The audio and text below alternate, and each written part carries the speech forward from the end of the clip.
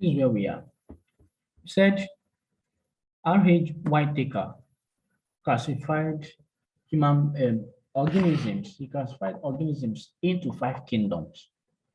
We have the kingdom Monera, we have the kingdom Protista, kingdom Fungi. Some persons call it kingdom Fungi, right? Whichever one. Kingdom Monera, kingdom Protista, kingdom Fungi, kingdom Plantae, and kingdom Animalia. Now,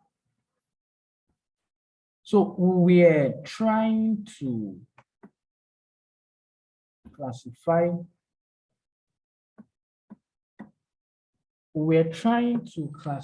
man.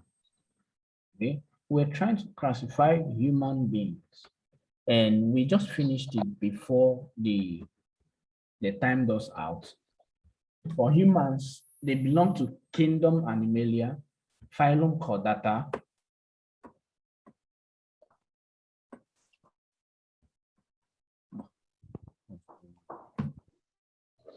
kingdom Animalia, phylum Chordata, class Mammalia, other primates, family Hominidae, group Homo, then species Sapiens. That's the classification. All right. Now let's move forward to what we are looking at. So these are the 5 kingdom classification: Monera, Protista, Fungi, Plantae, and Animalia. Now, kingdom Protista, kingdom Monera, sorry.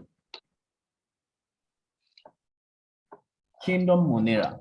Now, there's something I would want us to learn also here. Now, in science, generally,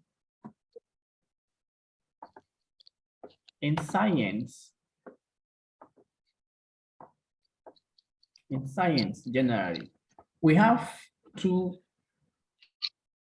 basic cellular organizations. We have what we call prokaryotes, and we have eukaryotes.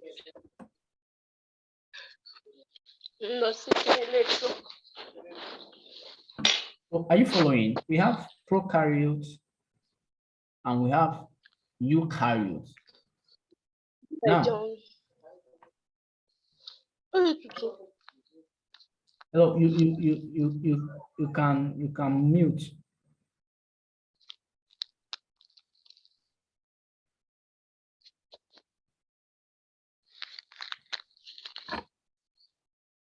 You can mute so that you don't disturb the class. Now, prokaryotes are organisms without membranes. Their cells, they lack membrane-bound organelles.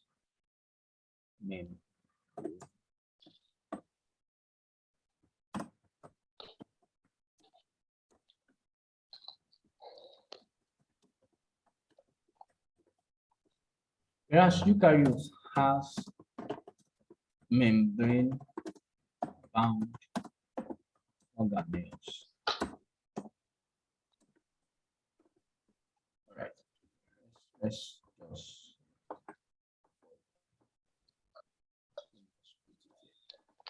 Okay, prokaryotes lack membrane-bound organelles, while eukaryotes have membrane-bound organelles.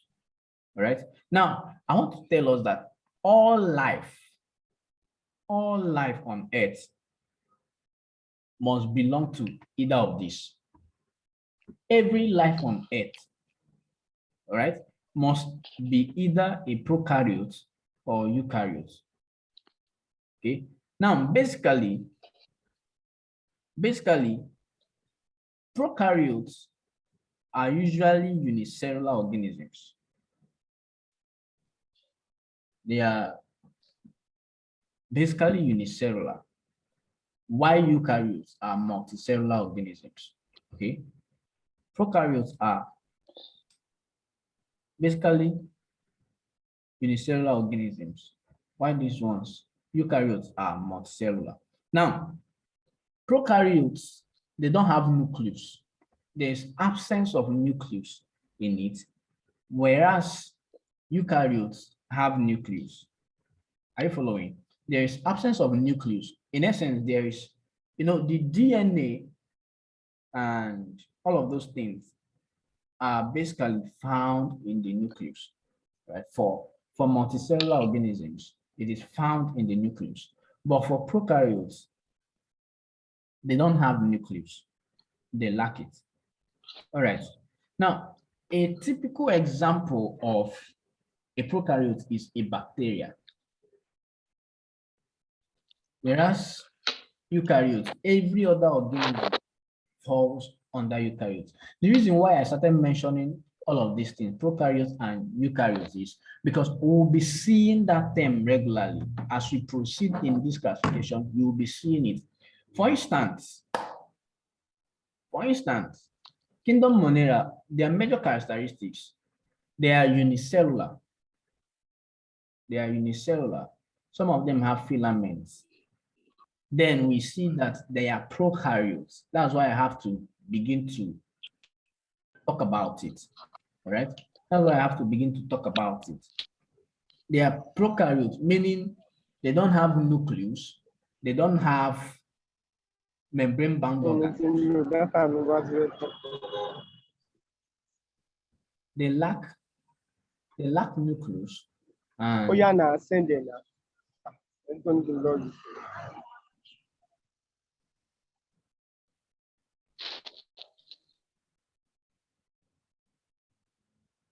so they lack nucleus and they don't carry out sexual reproduction. Okay, that's basically the difference, the major characteristics. They are unicellular organisms, meaning they are just there. They are just on their own. There is no complex structure. You see them, that's it. For instance, bacteria. Let me see if I can. For instance, bacteria, bacteria has RNA and DNA, and that's it. Everything they do, both the reproduction and everything, happens in it. Unlike humans and compressed organisms that have thousands of cells, all right? Cell is like the basic unit of life. From cell, you have tissue. Now, humans have thousands. For instance, in your skin, there are cells. In your blood, you have cells. Begin to have the white blood cells, the red blood cells. In your blood, in the skin, there are cells. Every part of humans, there are cells, partitions, each and every one of them doing different cells, different things, different functions. But in this kind of organisms, only one cell. That's why they are called unicellular. In fact, they are cells on their own. They are cells on their own. So everything that happens there. And that's why for some of them that carries out asexual reproduction, they are always at the speed of light. That's why a virus, for instance, can enter into a human host and multiply immediately and take over the system. That's why a bacteria can come in contact with a host, and then within some minutes, multiply as much as thousands in a few minutes, right? It is easier for them that way, right? So let's continue. Okay, let me point out something very important again, and then by the time we'll end here, then next class would go deeper into Kingdom Monera. Okay. By our next class, we'll go deeper into Kingdom Monera. Now, under Kingdom Monera, there are two basic classifications. In Kingdom Monera, there are two basic classifications. We have the schizophyta.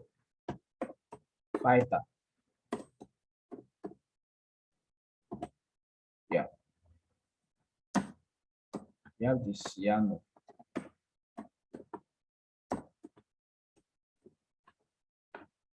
The schizophyta and cyanophyta. Sorry, if these terms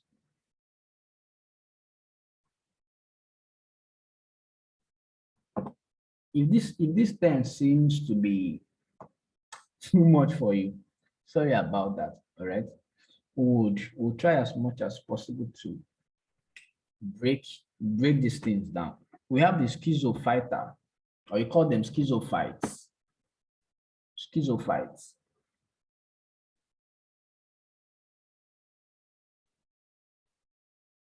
The schizophytes or cyanophytes. All right. Now, these are the two major classifications of the kingdom Monera. So every organism in Monera falls into either of these. For instance, bacteria is a schizophyte. Bacteria is a schizophyte.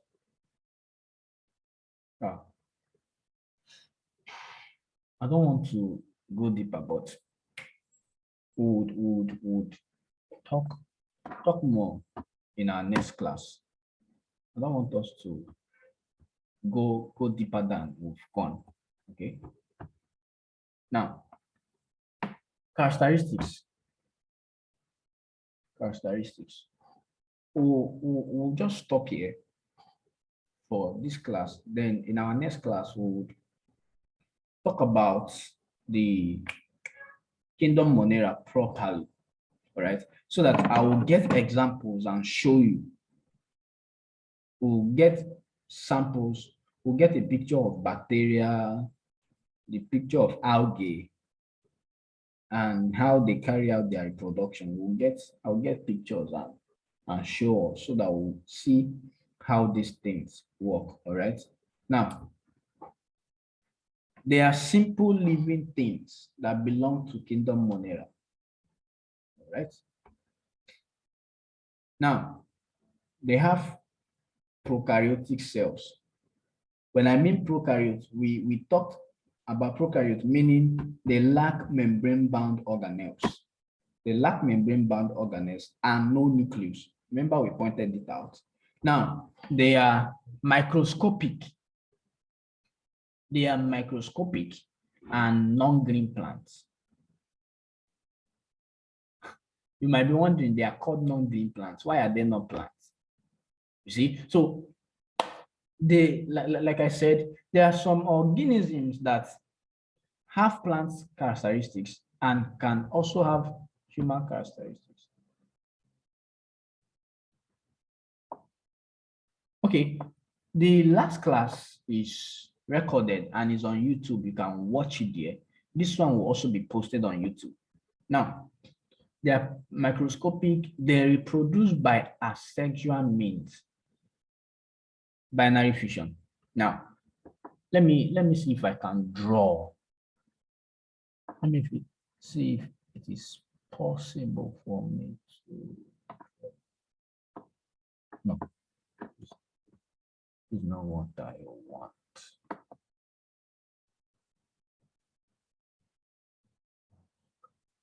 I cannot draw. Let me use the vanishing pen then. Let's say that this is a living thing. Oh. So let's just say that this is a living thing. So if they want to carry out their reproduction, what happens is they begin to break into two equal parts. This organism will break. Fission means division. They will break into two equal parts. And those breakage will also begin to multiply. The small ones will also begin to break their own. That one that was broken will also go and break again. So you see them, as this one is breaking, they multiply as soon as they are breaking. So the multiplication rate is so fast. So there are unicellular organisms who've pointed that out. They lack mitochondria. Mitochondria is like the powerhouse of any cell. The powerhouse of the cell. Okay. The cell has a rigid cell wall, which is complex. They lack cellulose. And because they lack cellulose, we can say they lack cellulose cell wall. You get? Now, but consists of polysaccharides and amino acids. We'll come to this. Now, example of organisms that belong to this is bacteria, schizophyta. Now, sorry, schizophyta is a phylum. You get now? Okay, let's write. Let's write. We have kingdom. Kingdom as what? Monera. Okay. We have what? Phylum as what? Schizo. You see? You see the way it is. We are breaking it down. Kingdom Monera. Then the next thing, phylum Schizophyta. Then after phylum, what's the next thing? Class. That's when we'll begin to dig deeper. Now, under class, we have what we call Myxophyceae. Myxophyceae. And under class, we have Schizo.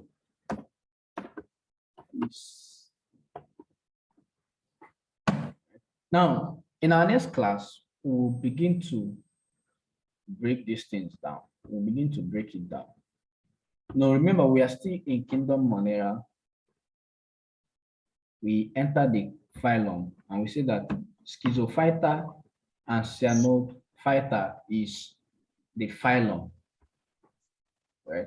So let's quickly do a recap of all the things we've talked about so far. Let's do a recap. Let's do a recap. Let's do a recap. Living things. Their classification simply means putting them in identifiable groups. Putting them in identifiable groups. In groups where you can quickly identify them. And then we said also that a man called Carbon Lin, also called Carolus Linnaeus in Latin, was the one that has the most widely accepted means of classification, because he classified it in such a way that even if it is a new plant that was discovered, it would have a similar characteristics with what this man already has in his book. So people use his book, his publication, as a key to modern day classification. And not only that, we talked about a man called R.H. Whitaker that introduced what we today know as the five kingdom classification. All right. And we also said that taxonomy is the hierarchical classification of organisms. Taxonomy is the hierarchical classification where you have kingdom, phylum, class, order, family, because this thing is family, group, and then species.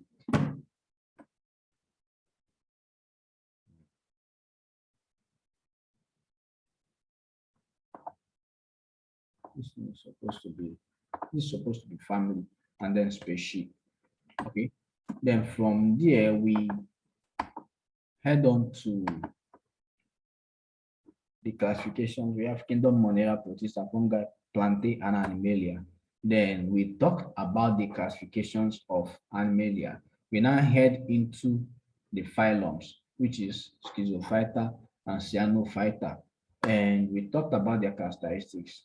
So at this point, we'll be ending it here. Remember, we also talked about the classifications of living things, of humans. We classified human being also. So if you have any question, you can ask your question so that we attend to it before we end the class. All right. Any question?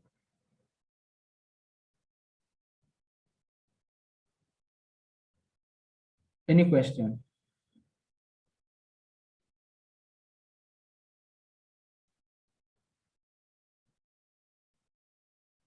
Hello, class.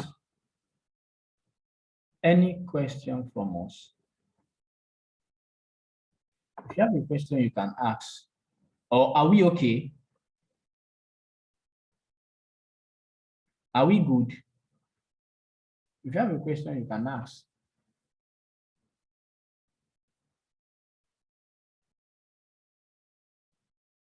Okay. Thank you so much for joining the class. I am glad that you joined. I am very, very glad that you joined. Thank you so much for being part of today's class.